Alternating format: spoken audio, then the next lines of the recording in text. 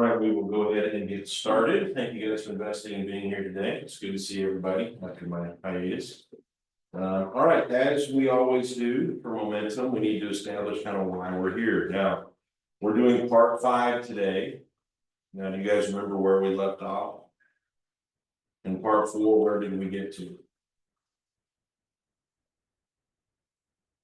I wasn't here in part 4. Okay, I wonder if maybe I didn't miss part 4 as well, because the last date I had was like March 25th.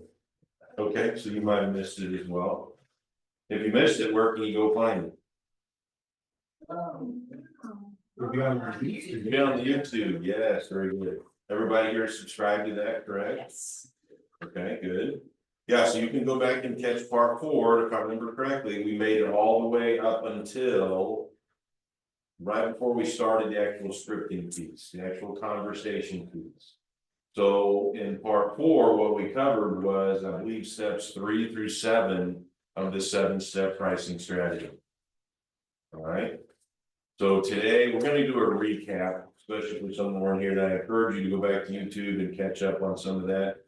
Now, if I remember correctly, only part 3 and part 4 are on there. So we wouldn't have part 1 and part 2 on the YouTube channel because that is a newer channel, so we don't have that in. Hi, Robert. But you can go back and for sure catch part 3 and 4 on YouTube, okay? And I encourage you to do that because both of those are the ones who deal specifically with the 7-step pricing strategy, okay? So it's important for us to be familiar with that. So we'll do some review today. But before we start with that, Ryan, what are you hoping to get today? Why are you here?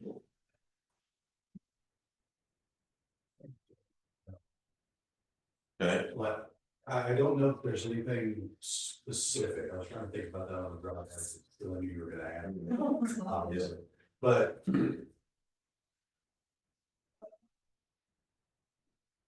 I would say maybe that scripting, getting that started and getting that rolling. Okay. So as we go through any of the scripting, what is going to, what's the word I'm looking for? What's going to complement the scripting that we're going to cover today? What tool do we have that should be what? Yeah, our objection skill set journal, right? So even if you have a computer, your phone, whatever, I'd encourage you to have that up. Because if you hear something today, yes, you're going to have it in writing in the packet. However, you might hear somebody say something a little bit differently, and you're like, man, that's really good. That should be going in your objection skill set journal, okay? Because that is the one thing you can access it from anywhere. You don't have to worry about finding paperwork. You can just immediately jump to that and say, what was that script? Start jumping through that, right? And practicing, okay? All right, Sarah, what about you? Yeah, just continuing to build the skill set journal. I've been doing it during class and it's like, I have a ton in here that I had never done it before, so. Good, good, I'm happy to hear that. Robert? I would like to, refine the conversation portion of it, so scripting, but also too, I'd like to better prepare myself to go into each listing, accurately with, know my information, bring it to them, be completely confident in it. That I'm providing accurate, good information for them to then see where, justify pricing. Okay. Accurately.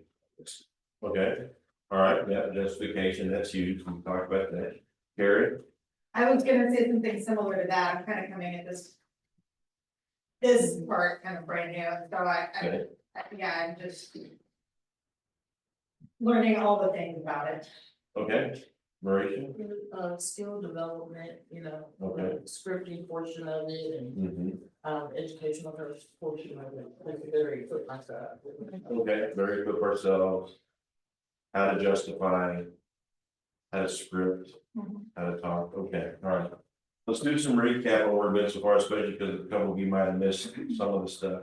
We'll spend a ton of time on that, but I think it's important to hit. So the first class, we hit heavily on beliefs. We don't have that one reported, unfortunately, but it was very big on beliefs. Every momentum class starts with that, okay? Because how you behave is what a direct reflection of what you believe, correct? That is why it is so important to make sure you understand these for pricing beliefs, and just a lot of the beliefs from like perspective class and all those, this is very important, okay? Because if I don't hold to these things, what happens? Let's take, for instance, the pricing game is all about justification.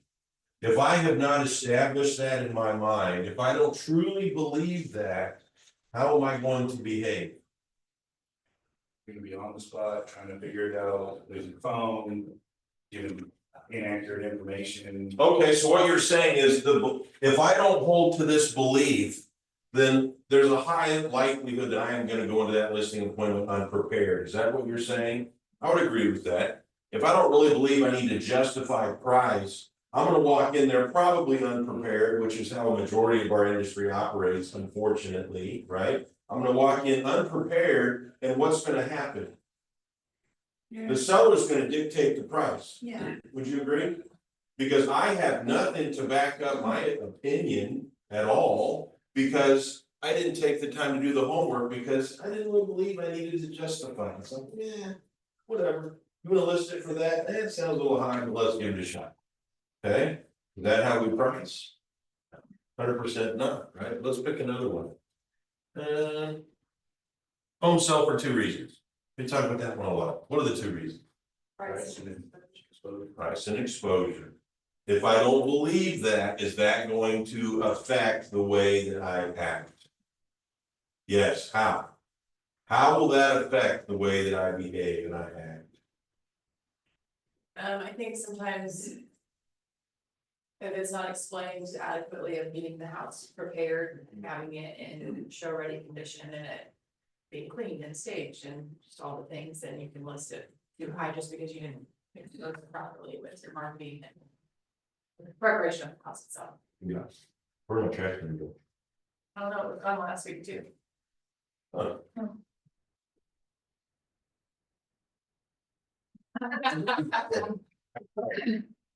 I actually would have made it, usually this.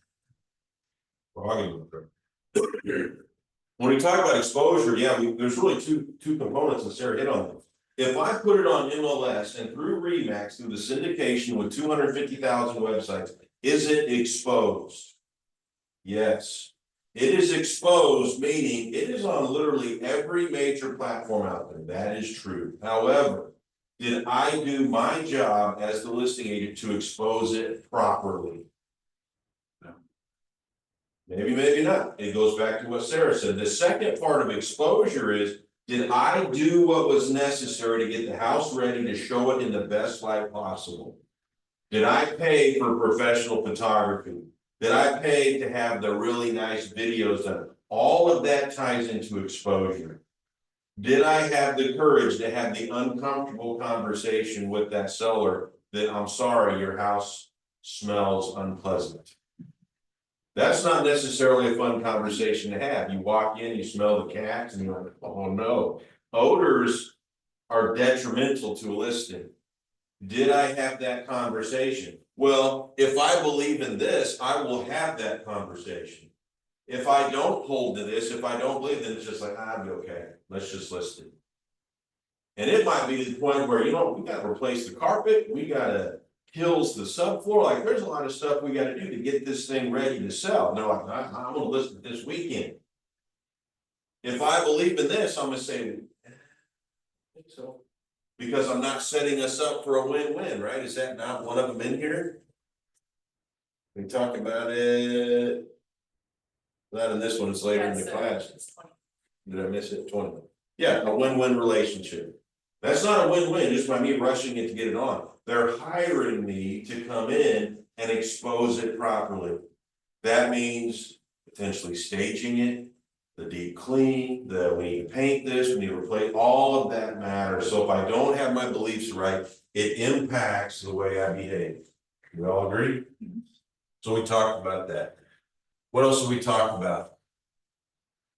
We talked about the more effective way. Now, is this class saying that a lot of agents can't price appropriately? No, it's not saying that at all. In fact, we talked about that. Would you agree that an agent who just goes out and runs a CMA and then an agent who uses the 7-step pricing strategy is probably gonna be in the same ballpark. It's true, they probably will, if it's a competent agent, all right? Well, then why do we go through all of the stuff that we talked about in the 7-step pricing strategy? Why do we do all of that? Your client care. Okay, it's part of client care, expound on that. Why? Why is it necessary for me to do all that extra work? Because it's through the whole process, your goal is to, because you, like you said recently and a lot, is that, the relationship starts afterwards. During the course of listing and selling their property, you're showing them your professional side, your professional skill. You're setting yourself apart. You're helping them discover that they made the right decision going with a professional as compared to a listing agent that just takes pictures, throws it on the website. Okay, so you hit on several key things, but one of the things you said was you're setting yourself apart. You guys remember that script we talked about, probably one of the first classes where I gave you some verbiage? Because one of the first things the seller's gonna hit you with, what's it worth? How much you gonna sell it for? What was the script we talked about? What was some of that verbiage that I gave you? Because remember, when I'm going in and I have all my tools to justify value, that's the second piece of it. We do all this extra work to actually have some teeth in what we're bringing. I did all this homework. I have this 7-step pricing strategy to justify the value of this home, correct? So I can justify it with the seller, buyers, agents, lenders, underwriters, etc. All right. But the other thing is, how do I handle that? Today's about scripting. How do I handle that when I show up and it's a driver and they say, what are you gonna do to get it sold? That's a marketing question, we're not gonna deal with that. And the other thing is, what's it gonna sell for? I literally just walked in the door. What do we say? Something along the lines of, I'm glad you asked, that's what we're gonna talk through here today. And you mind if I set my sit down and give me a tour of the home so that we can go through it, and like, I've come prepared with my 7-step pricing tools. But I do wanna make sure that we get your home priced appropriately, and that will depend on the value or the condition of the home, so if you can walk me around, we can sit down and we can go through that together and then. Talk through what the market is saying your home is for. Okay, yeah, pretty good. Yeah, and sometimes we just kind of keep going, it's like, Yeah. stop, you don't need to keep, just stop, okay? Somebody else, give me something along those lines, because we're all gonna say it a little different, would you agree? None of us are gonna say it exactly the same, but she hit on several key things there. Couple things we might clean up a little. Somebody else, what do you think? Because you're gonna get the question, and I don't want you standing there at that time saying, man, I wished I had practiced this one. You can approach it, excuse me, you can approach this, start out the same way, we'll get to that, we'll talk about it soon. I would first like to start with a tour, point out your favorites, what you love, what you hate, what you're, kind of neutral on about your home. And then, we can ask questions of each other, and then we'll get down to the pricing. Okay. Good with that. I do like tying in some of the verbiage though to help you stand out. Because Sarah hit on 7-step pricing process strategy, right? I would throw that out there because nobody else is saying that. Because if they come in and say, well, what's my home worth? You can say, man, that's a fantastic question. What I've done is I've spent a lot of time and I use what I call a 7-step pricing strategy to prepare a set of comprehensive pricing tools. And I'm very excited to share those with you today. However, I'd be doing you a disservice if we did that before I took a full tour of the home. I want you to take me around your home as if I'm a buyer. I want you to point out everything you love about this house, the key features you think are important. I'm gonna be taking some notes. If you don't mind, I'm gonna take a few photos. Is that okay? That's okay, yeah, that sounds great. That's it. But make sure you got your 7 steps, because they're going to ask you. You better make sure you know what those 7 steps are. You did it, right? Because the 7 steps, those are all just done leading up to the actual creation of your pricing tools, right? And what is a pricing tool? What are our pricing tools? What are they? They say, what is a pricing tool? What do most agents call them? CMAs. That's what they are. But we call it a pricing tool because we're doing this because we're trying to stand out. We are trying to be different than other agents. Because other agents are going to print off a CMA, they're probably going to call it a CMA, they may call it something else, and they're going to sit down and they're going to tell that seller, We don't do that. We have a 7-step pricing strategy. I go through those 7 steps to prepare comprehensive pricing tools. And those pricing tools are our CMAs, where we're gonna sit down with the seller, right? And then we're gonna go over those. The idea is we want them to be able to see, that's the other reason we do all this work. I want them to see, not just me tell them, I want them to self-discover on how I lead them through the pricing tools. You guys know I use the highlighters.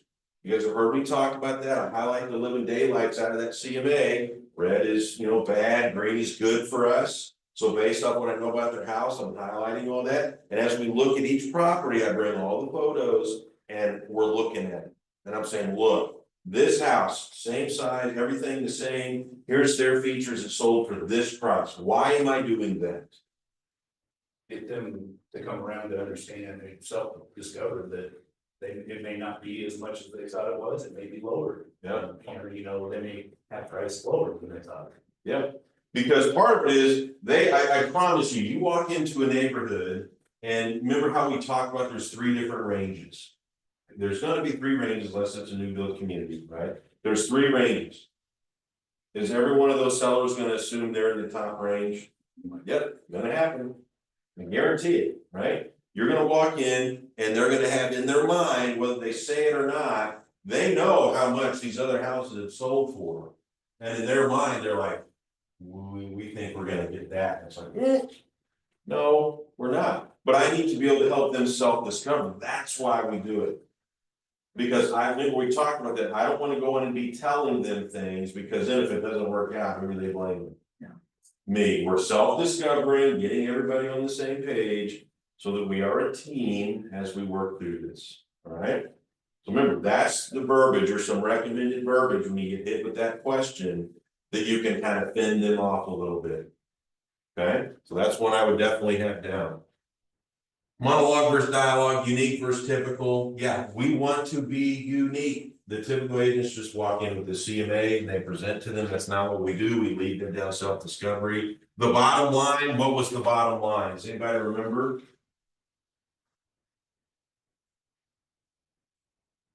The bottom line says that you might come across what we would call an unreasonable seller. And you might have to make a decision to walk away from that listing. Because taking a severely overpriced listing is not going to benefit you, it's not going to benefit that seller. Because what's the likelihood of being able to get it sold? Not very good. Definitely not in a timely manner. I don't like getting the ulcers, we've talked about that. So the bottom line is, if they prove to be unreasonable, I'm gonna walk. Because I can't spend 100 hours servicing them. I could be using that time out servicing, finding, attracting, converting, and servicing 3 other clients. As a new agent, though, I promise you that you're gonna see that listing, like, oh, I've got nothing else going on. You're gonna have to make that decision. And unfortunately, you might have to learn the hard way. You might, but we've all been there. If you've been in the business a while, you've done it. You've taken an overpriced listing and been like, why? Why did I do that?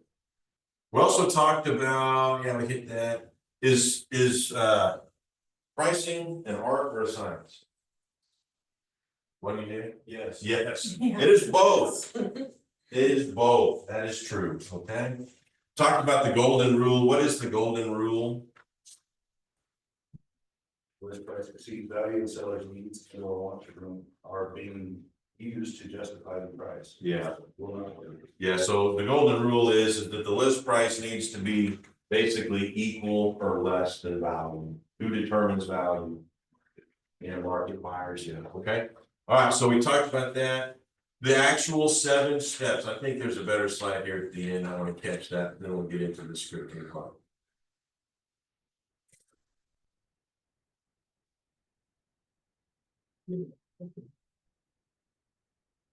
So here's your 7 steps. Without looking at this, who can tell me what they are? You guys remember your 7 steps? Because remember, if you're going to go out and you're going to tote that you have a 7-step pricing strategy, to Robert's point, is it important to know what your 7 steps are? 100%. Is that hard to do? No. I would bet you within 1 day, you can have that down. You can have any strip down you want in one day, and then you just come back and you revisit. So step one, identify and understand value ranges. That's step number one. How do we do that? We go look at comps. We're looking at our solds at this point. This is historical data of what buyers have said yes to. Okay? And I want you guys to be listening to what we're saying here, because you need to be able to explain those steps, and that's exactly what you need to be telling the seller. These sold comps, this is historical data that we know to be true. Buyers say yes to this price for these homes in your neighborhood. This is factual data. And if that is factual data, do I have every reason to believe that we would experience the same results? Yes, we do. Okay, so make sure that you can explain that. Take notes on that, whatever you need to do, so that if a seller questions you on any one of your steps, you can then justify why you do it. Remember, it's all about justification. Everything you do, you need to be able to justify. If I asked you right now why you use HDR photography, what would you say? Because we do that, right? We encourage all agents to do that, but if a seller asks you, well, why do you do that? Detail clarity. Okay, can you expound? Yeah, I mean, you're gonna get a better quality shot, you're gonna see the detail that a property holds, things that may not be present on a regular point and shoot camera. You may be able to see those fine details that you may not Okay. pick up on. Okay, give me an example of one. It could be something as simple as the way the cords on the countertops listens compared to, you know, just a Okay. standard point and shoot. It's gonna be the minute details that may be the make or break. Okay, everybody agree with that? Have you thought about that before? You need to be able to explain why we do that, because every agent's gonna go, well, not all. Some of them go out with their cell phones, but a good agent is gonna have a professional photographer that's shooting in HDR. So remember how we talked about the need to separate yourself, to stand out from the competition during your marketing? Whenever I'm having the marketing conversation, everything in my marketing packet, I want to be able to not just tell them that we do it. I don't just tell them we do an open house. I explain to them the theory behind it, the idea behind it, why we do it that first weekend, why we list on a Thursday night or Friday morning, and why we do everything that we do. The same is with photography. To your point, yes, I'm spending time talking about HDR. I'm doing that because it starts to separate me from the competition. But I have to be able to justify why I do it. So with HDR, at that exact point, I can tell them, look, you can go on Zillow right now and you will find listings where you look at it and maybe they have really nice lights. Or, you know, they've updated all their ceiling fans. Well, they're not shot in HDR. What's that look like? It's a big glowing orb and nobody can even see all the details of that really nice fixture. What about windows? If they don't shoot in HDR, maybe I'm on a lake property and I want to highlight the views. Is that not a perfect opportunity to then explain to them why I'm going to shoot it in HDR and make myself sound awesome? Yeah, because in HDR, if I'm not shooting in that, what happens? You look at a window and it's this big glowing square. You're talking high definition resolution. Yep, yep. So if I shoot in HDR, what happens? We see every single detail outside. So be thinking about that. When I'm sitting there explaining to somebody why I shoot in HDR, you need to be able to justify. We justify because then we start to stand out. If I just come in and say, hey, I shoot in HDR, you're a professional photographer, everybody does that. I haven't stood out at all. The whole point is I am blowing this seller away because I want them to finish this meeting with me and be like, holy cow. Nobody else talks that way. Nobody else does what this agent does, even though they probably do. They didn't take the time to explain. Now, again, that's in the marketing class, but it's about the justification. So has everybody got that verbiage? What was the verbiage that I gave you for justifying step one? Somebody give me a, you can say it verbatim if you want, I don't care. Historical data that proven that buyers have said yes to. Okay. Yeah, right on, I'm good with that. This is the historical data that shows what buyers are saying yes to, simple as that, okay, so that's step one. Step two is what? So the example with the fire listing. Okay, so now, remember, this is what historical data is showing buyers have said yes to. Why do I bring in expireds or cancels? So you can show them what they're saying no to. Yeah, so the other sellers who tried to do what you're getting ready to try to do, look what happened to them. And remember how I said with the sold data? I said something along the lines of, based on what we see here, this is historical data, we have every reason to believe if we follow this same path, what happens? Same results. We have the same results. We should expect a sale, and we should expect a sale in X number of days. Remember this, I have the teeth to back it up because I did all 7 steps, I have my pricing tools, all right? I can now tell them, this is what we can expect. However, if you want to go this route, and when do we bring out expires? When do I bring this piece out? Pushing back. If they're pushing back. If I walk them all the way through that pricing tool, it's all highlighted and ready to go, and I say based off, and Mr. and Mrs. Seller, based off everything that I've shown you here today, because that's my exact verbiage. I don't get to the end and say, okay, based on this, I think we should list for X. Don't do that, okay? What we do is we lead them down the path of self-discovery on our comprehensive pricing tools. The question that we ask is based off what I've shown you here today, from this historical data of what buyers are saying yes to, what do you feel is the most appropriate price entry point for your home?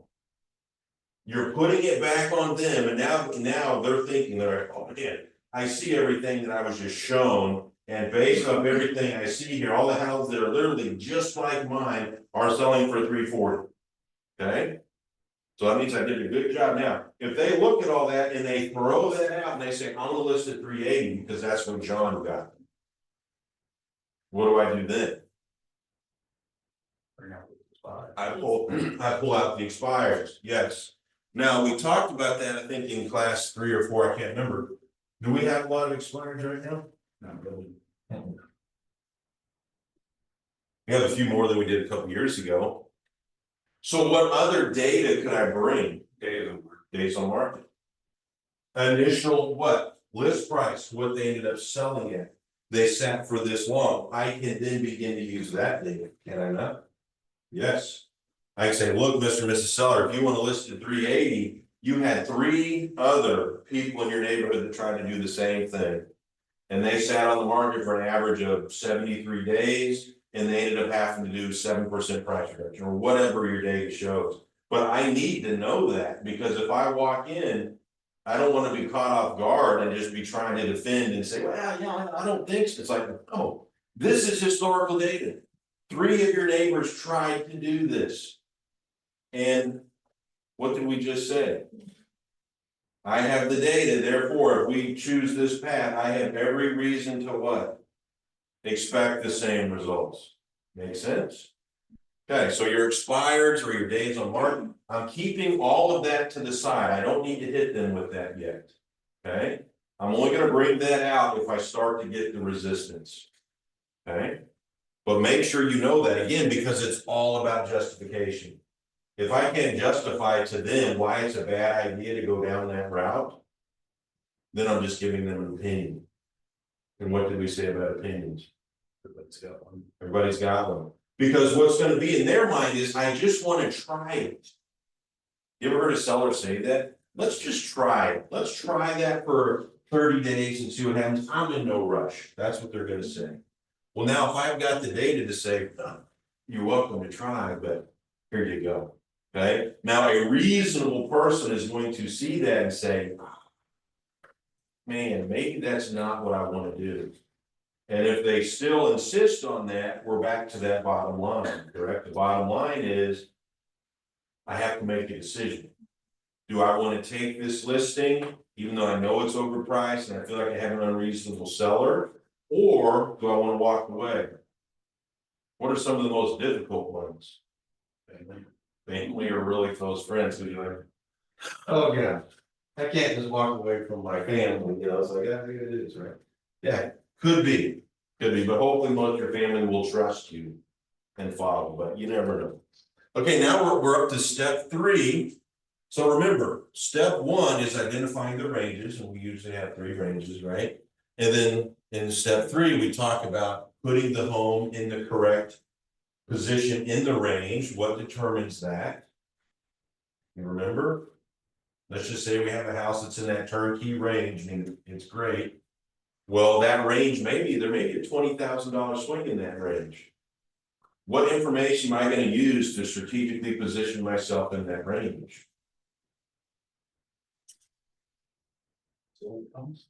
Yeah, my sold comps establish the range. Okay, what is it? Condition, yeah, we're all kind of turnkey, but I'll give you that. So condition could be, I start looking really detailed. Did they each have granite in the bathrooms? They have this, and we can get really detailed on that. Okay, some other things to think about. What is the current state of the market? Can that determine some things? Yep. Does the market ebb and flow? Maybe my comps I pulled were 4 or 5 months ago. Well, what is the market doing today? Well, guess what? Our inventory shrunk a little bit. Can I be a little more aggressive? Possibly. I need to be thinking about that. What is the seller's timing needs? If they're like, dude, I gotta get this sold this weekend. Okay. Maybe I'm gonna be slightly more aggressive with it. So we need to be thinking about those things. All right.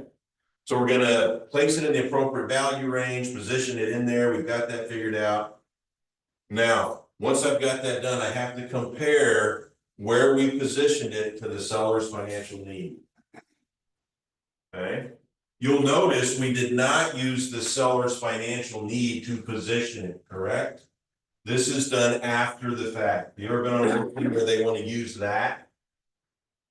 Jason's like, yeah. I'll wait. Yeah, they want to use that. They're like, oh, I've got this much in it. I just spent $100,000 on this new outbuilding, so I want an extra $100,000. Here's the deal. You are not going to get dollar for dollar for that. I promise you. Okay. I cannot use their financial needs. So why do I even consider it? Because it's going to do. Oh, hold on. Should they even sell? Should they sell? Okay. Is it gonna cause an unreasonable situation where you can't talk them off the ledge? Okay. Yeah, I think I know where you're going with that. Yeah, it's basically, does it make sense for us to sell? Because I've had some people, they wanted to do X, Y, and Z, therefore they needed the net X amount. We'll look at the numbers, it's like, it just ain't here, guys. Like, this isn't gonna happen. And if we sell this house, you're gonna find yourself in a rental. It's like, you know what, let's revisit this in 12 months. Let's see what the market's doing. Pay your mortgage down a little bit more, save a little bit more. Let's see if we get some additional appreciation on your property, and let's revisit later. And they may not like to hear that, but that's my job because I need to show them in black and white. If you do this, this is what you're looking at. So then let's say we have the seller that says, okay, I agree with you, it's probably worth 340. We've ran all the numbers and it doesn't work. Like, I'm not gonna be able to pay off the debt that I need to and buy the house for my family member that I really want. Okay? Therefore, I'm gonna hire you to list it at 380 and let's see what happens. What are you gonna say? Sarah says no. Jason? I'm probably gonna lay it all out and ask for a marketing plan and have some type of plan to where we reduce, and then also. They say I'm not reducing because if I reduce a single dollar from there, I can't do what I need to do. That's what the customer said. Yep, they said it's 380 or nothing. So are you willing to put in my marketing expenses if this doesn't sell? Okay, so what Jason's saying is, I will consider doing it.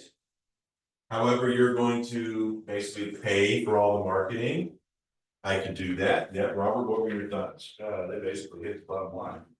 It's Okay. It's unacceptable for them to take any less when it's overpriced, you know, you're on the uphill battle. Alright, That it's not gonna get anybody what they're after. okay, so you're saying it would violate our belief in a win-win? Yeah. Okay. Okay, I'm good with that. Any other thoughts? So we kind of had two there. One, Robert says, no, I'm gonna walk. Jason says, I'll consider taking it, but you have to alleviate me of risk. And I'd also, if I'm gonna do that, I'm gonna say, don't be calling me at review.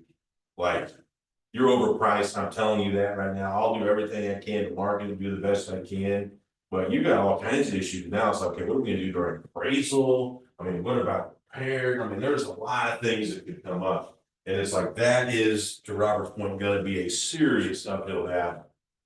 Not saying don't do it, but, yeah, it's like, if I'm gonna be spending several $1,000s, then you're gonna have to sign, you're gonna cover that. You know, you don't want to be doing risking it. And then you have the issue that you spend $2,500 on your listing, it doesn't sell, they cancel, they'll pay you. Then what do we do? Whew. Now you're stuck with another decision, you're like, am I gonna take them the small claims on that, like, that's a tough one. Right, so just weigh all that out, but just be prepared in case that would come up. Identify and analyze competing homes, we know why we do that, right?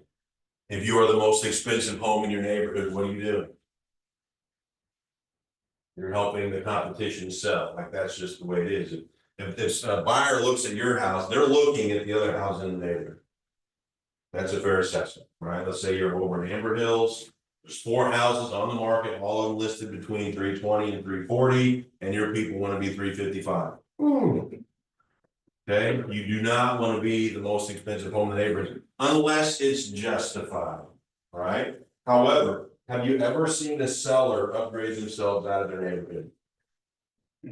100%. Construction side, we see it all, Do it. on the construction side, we see it all the time. Sure, yeah, 100%. They put $300,000 in a $200,000 house and they think they're gonna stay there forever, and then all of a Yeah. sudden, kid shoots in trouble or something happens, and then boom, we gotta sell this house and it's still worth 250 and they have 500,000. Yep. I built So, a $900,000 house and a $100,000 subdivision. okay, that's an extreme, but let's just say it's a little not as extreme, okay? We'll do But- 50 grand over. Yeah, but let's say that they did that. Because when somebody asks me, what happens if somebody says, should I put granite? Let's start with that, okay? How do you handle that? You do a walkthrough with the seller, okay? And you're going through and it's your initial walkthrough, they say, look, I just want you to come over, I have some ideas on run by. I wanna know what I need to do to get the maximum value out of my house to be able to sell, okay? So you go do your walkthrough, you're there, Formica everywhere, and they say, should I upgrade to granite? How do we handle it? What do we say?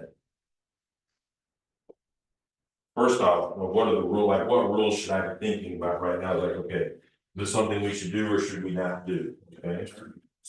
Okay, so I always want to be looking at the return, all right? First off, are they gonna get dollar for dollar on granite? They're not, okay, not gonna happen, all right? But what else am I thinking about? So I'm walking through this house and they ask that question. I'm thinking I'm gonna put in granite, here's my bid, should I do it? What's gonna determine my answer? Okay, expound on that. Well, if everybody else has got, the Formica or whatever, countertops, and you're the only house with granite. Yep. You're not gonna get out of it what you're expected to get out of it, if it's, there is no net positive to it. Yeah, it might be a better selling point, but is that cost really gonna be worth it? Okay. You guys agree with that? 100% do. That comes down to me knowing that neighborhood, correct? I should have looked at all the comps, I should have had the conversation with the seller, before, or maybe this, for what doesn't matter. What does the neighborhood say? Is it expected in this neighborhood to have granite? If it is, we might need to consider that. Now, are we gonna put in a real high-end granite? Probably not, right? We're gonna get one of the cheaper granites, but I do need to conform to the neighborhood if I want to compete with the prices of the neighborhood. Now, it adds the marketability factor. So there's a lot of things to think about, but that's a big one. What is the norm for the neighborhood? If I walk into one and the norm is Formica or, I'll say, no. We're not gonna do that because you're not gonna get your money out of it, I promise. Okay? Does that make sense? Okay, do you have more thoughts? I was gonna say that the finishes need to be able to support the granite. If everything else is under par and you go to put granite in on nasty cabinets and horrible floors, then hey, we think the granite's gonna sell, it's all, that's not gonna happen either. you might as well be honest with them. Yeah, you. Because what's a buyer think when they walk through and they see the cracked cabinets with the granite on top? So I gotta take all that out. Yeah, they're like, oh, they gotta rip all that out. And I'm gonna do something different, and that's how it's gonna work. Yeah. So yeah, those are all things that we kind of have to be thinking about. So those questions of, hey, just come over to my house, I want to ask you some questions. You gotta be prepared for that. Okay? And a lot of that just kind of comes with time and experience and research. Do your research before you go over there. Okay? What are some other ones? What about carpet? How do we feel about carpet?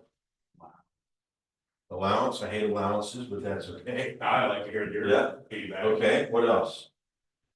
What do we feel about carpet? We walk in and it's nineties grade, you know, what is our recommendation for carpet? Way you will get your money back and more on carpets. But Okay. it's not just the, like, there's so much to it, if it changes the whole feel of the house, it gives you a button pressure thing. Look and feel, it's for marketing, it's for the buyer visual appeal, it's for, there's so many pieces that it hits on, and it is something that you can get your return on, plus. Okay, And it expands your buyer pool for. okay, yep. Usually being more turnkey at that point, okay, depending, I like it. unless it's like a investor special, but. Yeah, okay, yeah. We're not gonna throw a carpet in and nasty, might have to read it. Yeah, you're right, but it's the general rule, when I walk in, I know for a fact I'll double their money on the carpet. That's a given, all right? And the reason I don't like allowances is because 80–85% of buyers can't see beyond what's in front of them. That's just a proven fact. I'm one of them. I have a hard time envisioning. That's why we stage, right? We stage, and staging statistically, what? Gets them more money, sells the house faster, because now we're appealing to that 80–85% of the rest of the population that struggles with a vacant house. They walk in, they can't really figure out where furniture goes and all that. When it's staged, they walk in and ding, ding, ding, ding, ding. You know, and everybody's so inundated with HGTV, they see that and they're like, oh, yeah, cool, right? That's why we stage. Carpet, same way, because I can go in and show value to them, because I know I'll double their money, because I do it over and over and over and over and over, and I can show them all the examples of it. And once I've changed it out, I can add more value because we bill it to closing. Right, because we have that agreement with our contractors. I can say, look, Mr. and Mrs. Seller, and we get it done way cheaper, by the way, right? Because when a buyer walks in, they're like, oh man, I gotta replace carpet. And you're like, well, go price it. What are they gonna price out? The high-end carpet, the most expensive stuff they can find. They're gonna come back 12 grand. You're like, I don't think so, right? I'll have my guys going to do it for 4 grand. We bill it to closing, so my sellers didn't spend a dime. I double that money, so they walk away 4 grand to the positive, right? And they're thrilled because what, I added more value because they got brand new carpet. We're gonna go with slightly cheaper stuff, and it works good, all right? But I just added so much value to them because it didn't cost them a dime, right? We build it to closing. Now, to Sarah's point, a buyer walks in, it's nicely staged, whether it's their stuff with some of our accents, or maybe it was vacant, we put all our stuff in. A buyer walks in, new carpet, right? And maybe we even did paint. And guess what, if a buyer or even a seller goes out and like has let's say I don't know, 2,000 square foot house, what's a big company, what are they gonna get quoted at to paint that? What do you guys think? $6,000 to $8,000. Yeah, I'd say every bit of that, probably more, 8,000 for sure, we'll do it for half that. We get our guy over there at 4 grand, bill it to closing, right? So again, buyer walks in, fresh paint, fresh carpet, smells good, even throw in a couple of Scentsies, it's staged right, boom, house sells. Okay, so not saying you can't do allowances, there's certain times where it makes sense to do them, but a lot of times I'm all about, no, let's get this done, and I add so much value to them. Didn't cost them a dime, I arrange everything, my guys come in and do it all. Right, yes, Jason. So my question is, what price range do you do that in? I don't know if there's any price range I wouldn't do it in. Honestly, unless it was, if it was the investor special that she mentioned, I'd probably do a concession. I'll give you that. $1 million home, you get lousy carpet, but everything else is fair. Yeah, I'm gonna do 100%. And Now, we're gonna spend more because we're gonna put nicer carpet. That's what I wondered about your Yep. carpet grade. Yep. I think what kills it is $1 million home when you come in and you put very inexpensive carpet or inexpensive LVT. Yeah, And we've seen it on the second floors and the house just sits there, they don't know why. yeah, The finishes don't match the rest of the home. yeah, it's a good point, because you're gonna make the finishings match, because that's part of exposure that we talk. It's gotta be exposed properly, and yeah, putting the cheapest grade carpet in $1 million home is not gonna work. What does a buyer expect? Okay, I guess with my background, that's a good point, that makes me look at things a little different, I appreciate that. So on that, instead of putting the carpet, I would stage the home with the carpet, with the samples. You know, with the pad, actually having it lay on the floor when they walk in, they're stepping on it. yeah, You know, and then that way they have choices of, here's the colors you got, here's what we're supplying, here's what the allowance estimate includes. Here's the exact address, have it all out there in, on the property, ready to go, that way they get the choice of color. And what they. and I don't have a problem with that, but remember, you're appealing to that smaller percentage. I would rather have an interior designer come in with me and say, what goes here? Sorry. I get Like, that. right, what works, do it. Yeah, so then you can say, what does the mass, what is popular right now? And if that's what I put in, now I've opened it up, because you're like, if you have me walk into a house and give me all those choices, I'm just gonna like. Yeah, you guys know me well enough. Yeah, I'm gonna call Sarah and say, Sarah, what belongs here, right? I wanna appeal to the mass. 80% of people that would favor lock like me, and like, yeah, I don't really know. I just want it to look nice, right? So different ways, that's not like ways right or wrong. Yeah, I like your. sure, I'm okay with that. I just know what has worked for me and worked extremely well. All right, moving on. And then we choose the most appropriate price entry point, okay? All right, I have something, yes, go ahead. why do we keep saying we choose? We choose what? Selling On what? price. Okay. I would invite you back to classes 1 through 4. They choose, but they choose based off the self-discovery that I led them through.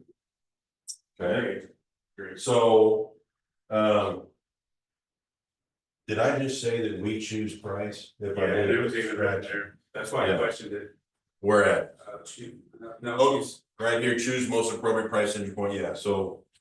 Thank you for bringing up, what we're saying is, if you tie it in with the rest of the class.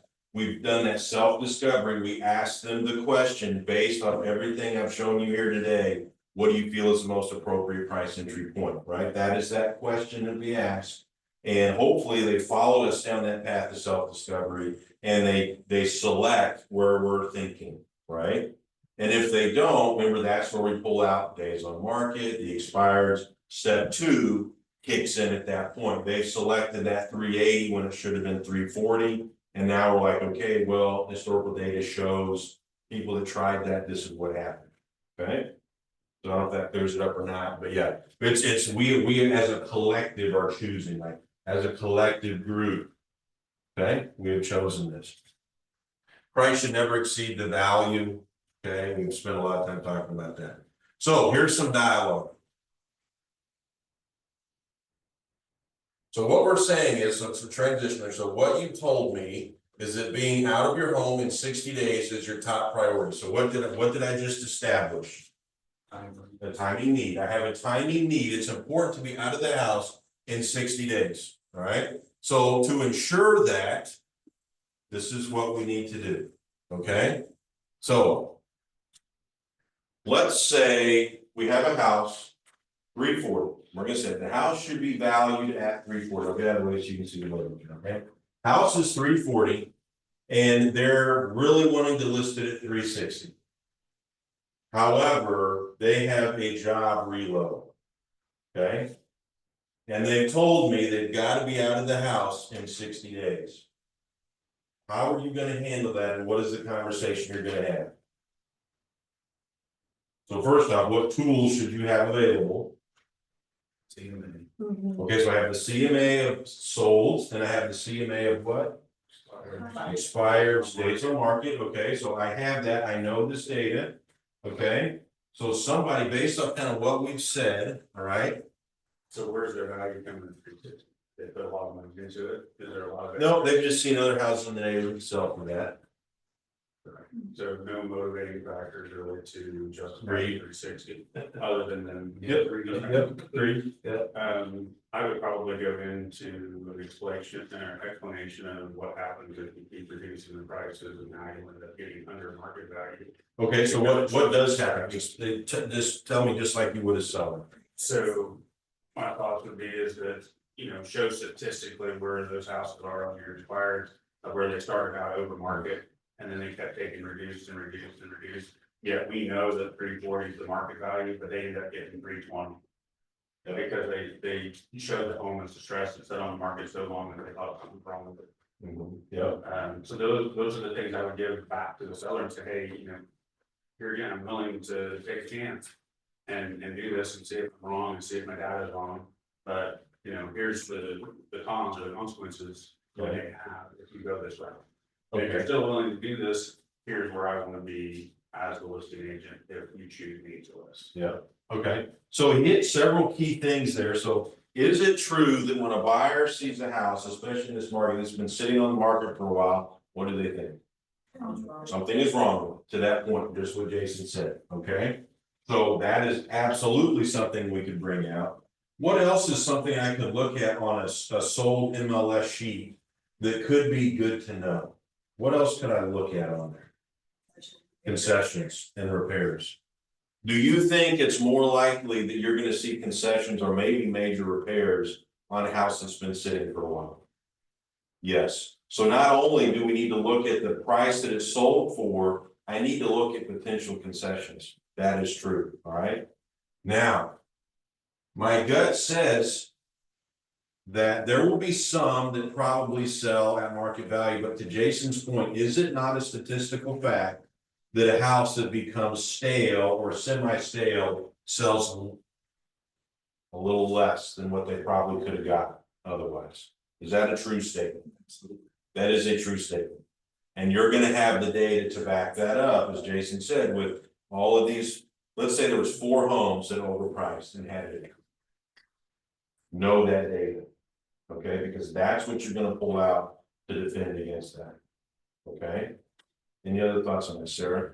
Something I've struggled with on a few of my more like first time home buyer type homes is on the homes that are sitting on the market for 60 days or whatever, they're really, they're not having a lot of price drops and ultimately they're getting pretty close to list price. Okay, And so I've had a hard time when I look at those with the seller, they're like, well, we'll just wait, like, we're not in a rush, they're getting close to it. We'll go just a little bit higher than we want, whatever we get is fine, we'll get close to it, we'll just wait for the right buyer.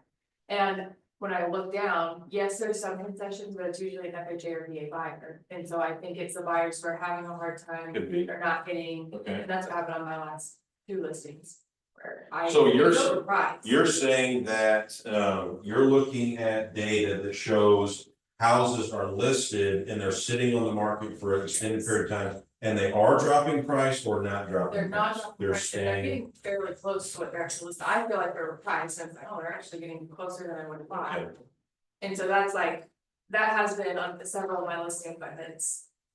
Okay. When they're wanting to list or price higher than I think we should, I Okay, don't necessarily have that. okay, I think historically, yes, but recently I've not had that sort of data to back up. okay.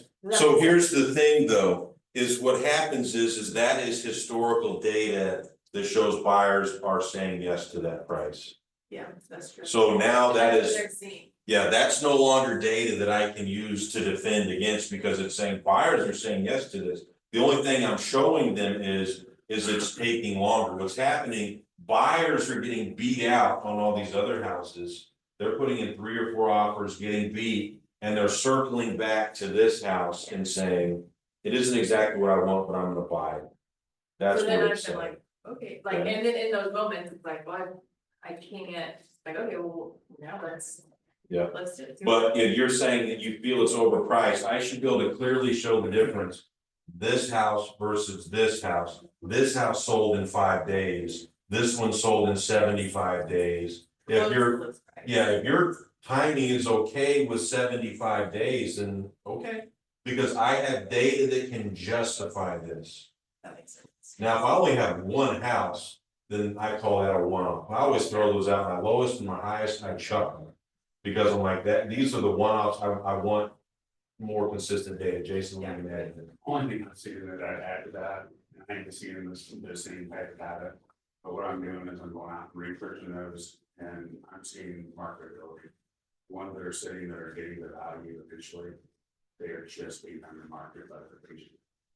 Say that one more time. So what I'm seeing is the ones that are getting the value, the asking price, that are taking longer on the market, and there's competitive ones that are exactly the same. Are over here and just selling really quick, it's the market. Oh, yes. So if you Google it real quick and see where that's at, and that house just doesn't even pull. You know, doesn't pull up, it's like, okay, this realtor just didn't do the market, they threw it on MLS and that was it. And of course, it got knocked out there, that's really and everything else, but it's not at the top of realtor.com, it's not at the top of the low. You know, it's not getting that advertisement, that realtor isn't putting the money in towards. And so is that, again, is that our fault, or is that the product's fault?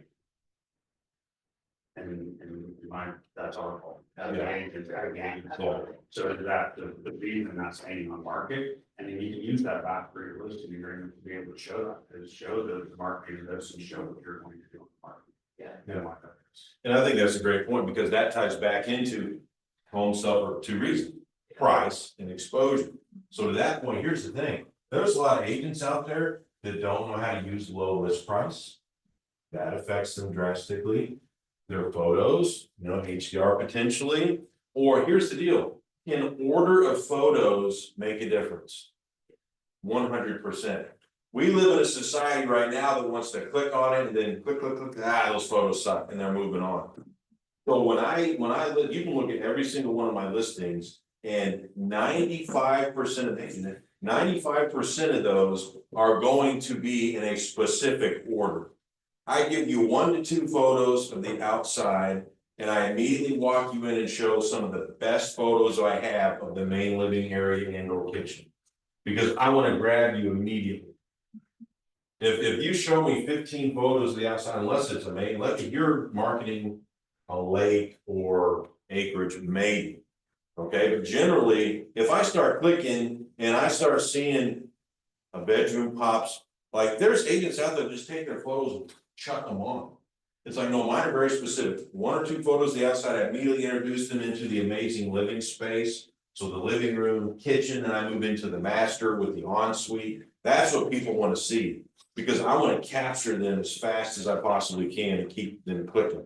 And then they'll go through and look a second, and then I do bedroom 2, I do hall bath, I do bedroom 3, then I go down to the rec room. Like I have a specific order in which I do them, because I'm leading somebody through the house and I'm trying to gather their attention as quickly as I can. So at that point, yeah, you may look at the photos and be like, first off, photos are terrible, the order arranged is not good, they haven't grabbed me very quickly, people are moving on, so that could be an issue too. Photoshop and room missing. Yep. Things are still listed. Yep. How about just fully filling out your MLS sheet? Like measuring bedrooms, it's like, these are things we should be doing. People want to know that, they want to know, okay, how big are these bedrooms, and agents don't do it.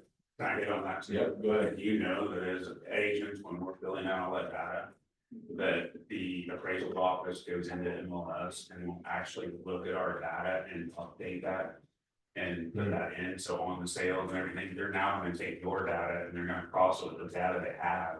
And, they can tell that that is true data, that you went through every one, they're going to update that, which is going to help the sale in the future for those people, so that work is crucial. Yeah. And that should be part of it, because my process was when the photographer's there doing his thing, I'm there with my laser, shooting all the rooms, figuring any square footage, and I don't already know from tax records, all of that stuff matters, okay? All right, we are technically out of time.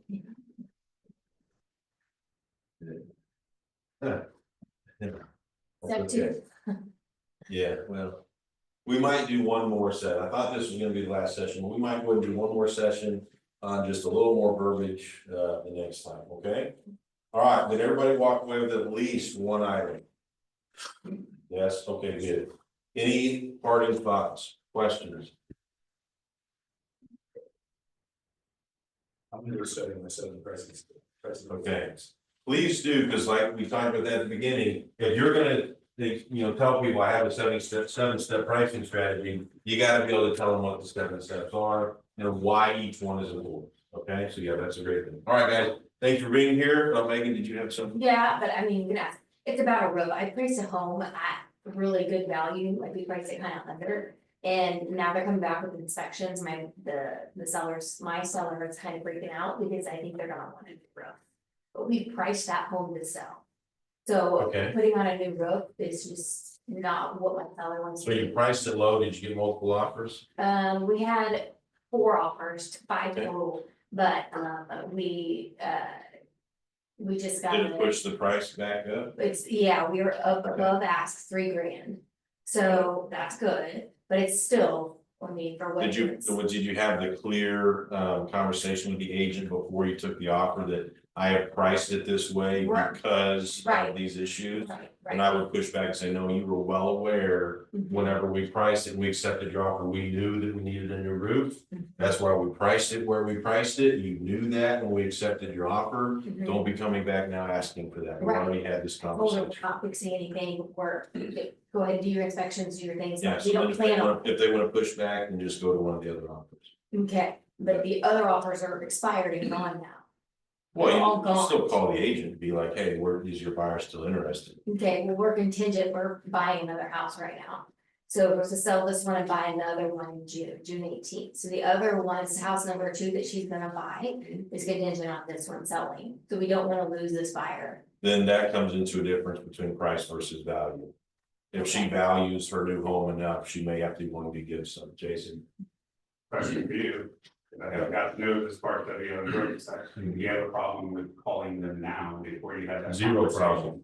I call them ahead of time and say, look, I'm getting a little shaky here, I don't know that my deal's gonna fall through. However, is your buyer still dangling, like, are they still there? Because then that gives me a little more leverage with my seller, say, look, before we do anything, like, we have 2 other buyers that are ready to go. And if they've sent me an inspection report, I'm sending the inspection report to those other agents and saying, look through this and tell me if you're still interested. If you're still interested, you'll be my first call if this one does not go through. Okay. So you're not paying. And then one other thing I was gonna ask, Pete, is this the one you brought up in the roofing meeting? Is this the same? No, Okay, have you gone down the insurance route of coverage? we're gonna look at that today. So the last hailstorm was June 23rd, 2023. So we're within our year period if we want to. So hail is what they're concerned about? Well, Brian with Manning Roofing just went in there, he's like up there just now, he said there's not much hail damage, so if they do claim, if she tries to claim this. But that's what the buyer's concern is, hail damage, not that it's exceeded its useful life or anything like that. Well, they haven't told us technically, they just Okay. freaked out my seller, cause they were just there. And freaked her out, that the whole thing needs replaced, it's $20,000 plus a whole brand new chimney. How big is this house? 2,000 square feet, if that. And so they freaked her out, the buyer's side roofer, so our sell side roofer just went over there and. Said, well, maybe 15,000 and the chimney just, it's siding around the chimney, it doesn't, I mean, I can see why they say that, but the whole thing being replaced, that's a little excessive. So Yeah. it's just Yeah. that freaking her out. I guess what it is. So you Okay. have an estimate, you only have the one estimate. Okay, guys, thanks for being here. You guys can continue that conversation. We'll break there. Thank you. And You're welcome. Yes. I have quoted